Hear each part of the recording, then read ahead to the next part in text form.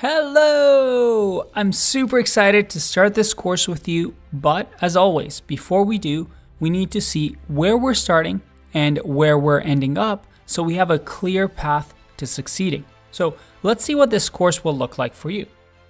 We're first going to start off with creating our hacking lab.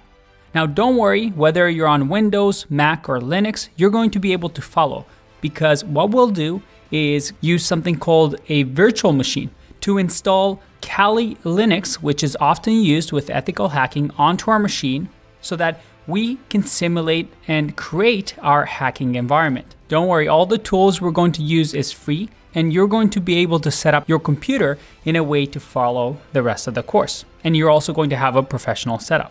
We're also going to cover some basics on hacking, some fundamentals and principles that's going to set us up for success later on in the course. Then we have an optional part. For those that really want to get into programming as well and possibly programming some of our projects later on in the course, we're going to teach you Python from scratch, or if you know Python already, as a refresher, so that you can also learn an extra pair of skill set for some harder projects that we have in the course. Then we get into the fun part. And the first step we're going to dive into after we have our hacking lab and some of our programming skills sharp is reconnaissance. Here is where we learn what we call footprinting, or in other words, information gathering.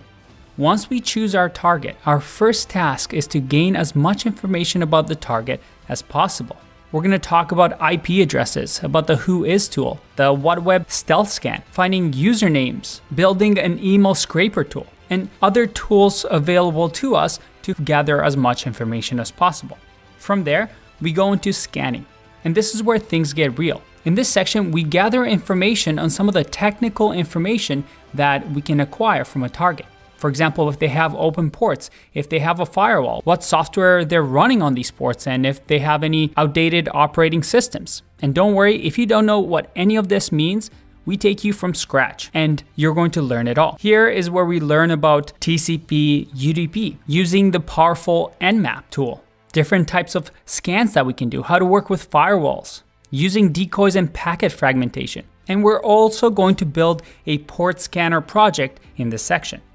From there, we go into vulnerability analysis. In this section, we use the information that we gathered from the previous sections, and with this information, we try to determine whether there is a known vulnerability that we can take advantage of. We're going to use different sorts of tools to learn about our target system and where their weaknesses are. We're actually going to work on a Windows 7 machine that has a vulnerability and show how we can break into it and how we can use that to our advantage. Then, well, this is the exciting part. This is the big part of the course.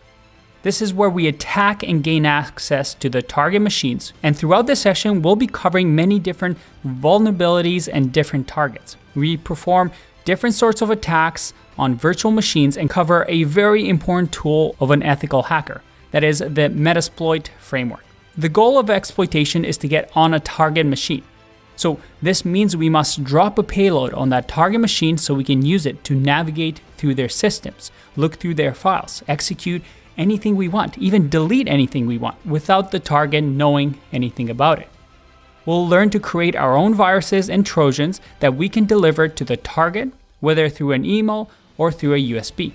This is a big section, and we're going to dive into the weeds, try out these techniques, and learn how to defend against them. After that, we have what we call the post-exploitation. This, as the name suggests, is what we do after we exploit a target. Since we're on that machine, we can do many things depending on what we want to get out from it.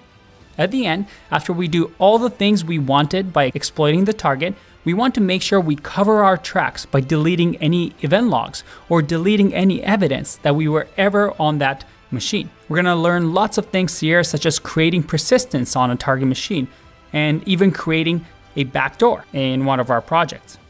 We then get into a very important part that a lot of you might find very, very interesting, and that is website penetration testing. This is a big topic for an ethical hacker, and in this section, we're mainly targeting websites and their bugs and vulnerabilities. These vulnerabilities can be anything from misconfigurations, SQL injections, information disclosures, command ejections, cross-site scripting attacks.